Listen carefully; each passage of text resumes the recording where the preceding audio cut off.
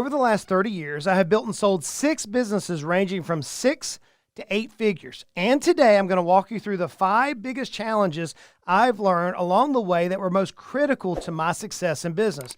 Look, friends, typically there's 2 ways to get this information. You either have to pay tens of thousands of dollars to a mentor or do what I did and spend the next 30 years in the trenches, making mistakes, losing money, getting beat up, only to hopefully come out on the other side. However, today I'm going to walk you through the 5 biggest lessons I've learned and specifically show you how to implement them in your business.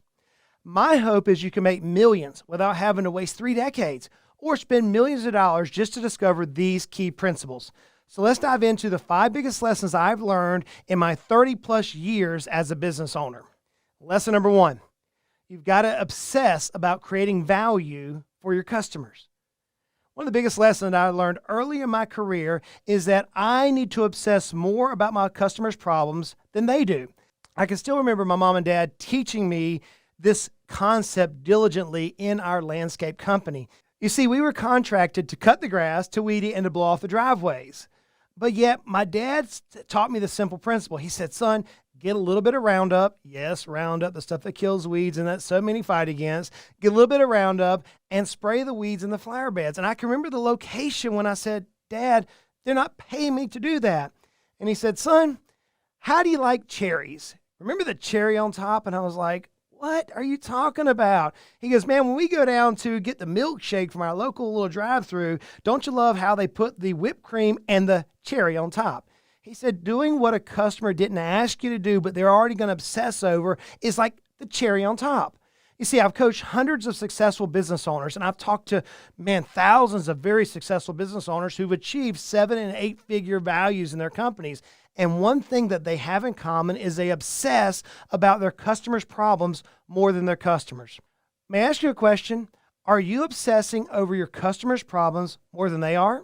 You see, if you are, they're going to notice, and your business will experience tremendous growth because very few people are doing this. The second key trait of very successful business owners is they learn financial discipline. Learn financial discipline. Now, of course, when we talk about financial discipline, it includes things like managing cash flow effectively, looking at AR and AP, making smart investments, keeping a healthy balance sheet. But financial discipline is far greater than what we might call the basics.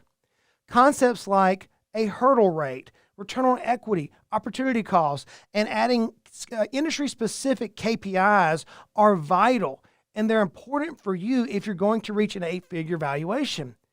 Friends, I challenge you to dive deep and to understand your business's finance. Know them inside and out. Know the metrics, the financial metrics of your business inside and out. If you do this, you're ahead of the game. So what's the biggest lesson I've learned in 30 years of experience? You're not going to want to miss it. But before we get to it, you have to understand these next 2 critical points. Number 3 is you've got to build a strong team. A strong and capable team is required if you're trying to grow your company to a 7 or 8 or even a 9-figure valuation. Every entrepreneur I've known who's reached an 8-figure status did so with the help and the backing of a dynamic team. Now, no doubt you're extremely talented. No doubt. More than likely, you might even consider yourself above average. However, you're still a human. As a human, we are flawed. We can't be the best at everything. In my previous companies, I noticed that whenever I began releasing areas of what I consider my expertise, the company excelled. In fact, I would have never reached decamillionaire status without giving up a ton of control. Could it be? Could it be? Just maybe, friends. The very thing that's preventing your breakthrough is control. I get it. I've been in meetings where business owners say, Justin, as long as I'm in control, and they put their hands on the steering wheel and literally show me themselves driving down the road. As long as I'm in control, I'm happy. But could it be the very thing that's preventing your breakout is that exact sentiment? What if you stopped just for a second and asked yourself this question? What blessings, opportunities, or momentum could I achieve if I just released?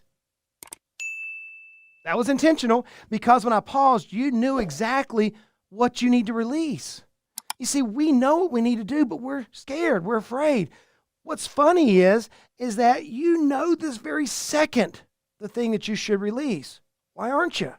Friends, when I learned that I had to give up control of some of the things that I felt like I was the best at, my company excelled.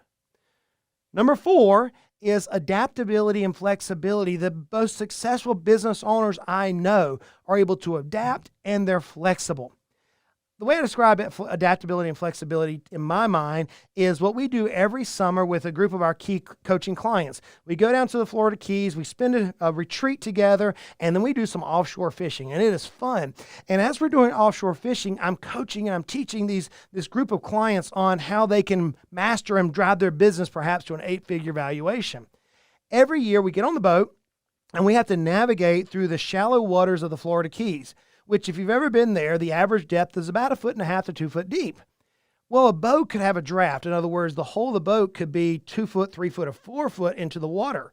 So if we're not careful, we could run the boat aground, thus damaging the boat, or we'll never be able to go fishing.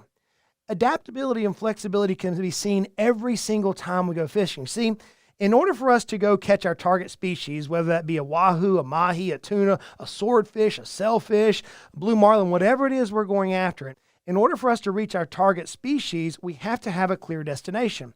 You see, each one of these species of fish that we might go after is in a particular area of the ocean. They have a certain depth, a certain temperature range, a certain flow, a certain structure that they're hanging around. So we have to know where we're headed.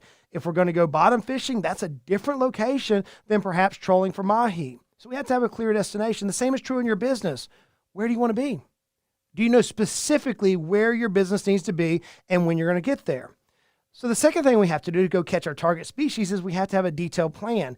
Every business owner should have a detailed plan about what it's going to take to get them to the desired outcome they have. But yet, so many business owners never take the time to write down a detailed plan. And then we have to have real-time data. As we're driving the boat, I can look at my console in front of me and I can see the speed, I can see the engine, I can see the depth, I can see the current, I can see the temperatures, I can see so much just in front of me that help me succeed on my mission to go catch that big sailfish or that big mahi or wahoo. The same is true in your business. You have to have the real-time data to know where your business is at in that very second along this journey to what you're trying to achieve. You know, as we're going to those offshore fishing grounds, we have to constantly course correct. We have to make micro adjustments every single minute to get to our ultimate desired destination. You never know, a wave could come alongside, a rogue wave, and push the boat off course. The wind could be gusting off our port or starboard side. We may end up, actually like last year, nosing through a wave and having the wave come over the boat. And each of these circumstances, we're adjusting the steering wheel or we're perhaps adjusting the throttle in order to get the boat to where we need to be so we can achieve our goal. The same is true in your business. You're having to constantly make adjustments within your business to help you achieve your desired outcome. And finally, we will never, ever, ever reach our destination and catch that big trophy mahi if we give up. Last year, we were out trying to catch some trophy mahi. We're talking 50, 60 pounders, big boys, right? And all we were catching that day was 20-inch, 25-inch slabs, little small, what we call dinks on the boat, little small mahi. And we were getting tired, but we didn't quit. And in a moment's notice, because we didn't quit and we persevered through the waves, through the sun, through the wind, man, we ended up hooking up on some nice mahi, 40, 50 pounders. We have nice pictures to show from this particular fishing trip. We would have never achieved that had we just given up. And many of us were tired, man. We were fatigued. We've been up since early that morning, the wind, the sun, the waves, but we didn't stop. The same is true in your business. Business is hard. It's hard. It's a kick in the teeth almost every day. But if you know clearly where you're trying to go and you don't quit and you're adaptable and flexible within each of these areas, friend, then you can achieve your 8-figure, your 7-figure, 9-figure valuation that you're working toward. So here it is, friends. Here's the one thing we've been waiting for. Perhaps the most important lesson I've learned in business throughout my 30 years that helped me move my company up to the 8-figure valuation is this: forget profits, focus on value. Let me say it again. Forget profits, focus on value. And at this moment, you may be scratching your head. As my dad used to say, son, you're looking at me like a calf looking at a new gate. Dude, Justin, that doesn't make any sense. I have to be profitable. Look, friends, I didn't misspeak. Here's a principle that once I grasped it, changed the status and the valuation of my business and ultimately my financial life forever. And it was this: a business can be profitable, but just because it's profitable doesn't mean it's valuable. However, a business that is valuable is always profitable. Think about this. Oftentimes, we as business owners, myself included, man, I was charging to try to drive NOI, net operating income, to my company, and I failed to make the business valuable. As you might know, I sold a financial advisory practice, and I talked to financial advisors who are very well educated and who know the industry just like you and your business. You know your industry. You know what kind of the tea leaves are saying around your particular business and the type of business you're in. I tell financial advisors the rough data points of my business, not the specifics. They'll say, and you sold this thing for over $10 million, all in, the total package? Yeah. How in the world? It's all because I focused on value. I learned that value is key. Value is key. If I focus on value, profits follow. So what do you mean, Justin? Here's what you can do today. First is you can discover your value gap. You can discover your value gap. The value gap is simply the delta between your current business valuation and a business in the exact same industry who is best in class. No doubt you go through some conference and you hear a colleague who maybe is a few years ahead of you, a few $1 million more in revenue per year, but they're on stage and they're talking about how they're rocking it. You're trying to figure out what is the delta between your company's value and their company's value. That's the value gap. Once you know the value gap, then you can discover the key levers within your business or the dials within your business that you can turn to increase the value for your company. In our case, we saw that marketing was a weakness in the financial industry. So we built a marketing firm, very unique, but we knew that was a lever that we could pull. So then once we knew the lever we could pull, then what we did is we had to design KPIs, key performance indicators, so that I could read the tea leaves, so I could read the console in front of me to know exactly what my business was doing every week, every month, every quarter, every year along the journey that we were trying to achieve. So we built KPIs. Then finally, we made these KPIs the big rocks or the main focal points within our company. Everybody in the company, the entire team, knew what we were measuring. They knew what success looked like. They knew how specifically how they impacted the outcome that we were trying to drive for. So friends, whenever I learned to focus on value and forget profits, build a valuable company, my life changed. I hope this information today gives you something to think about.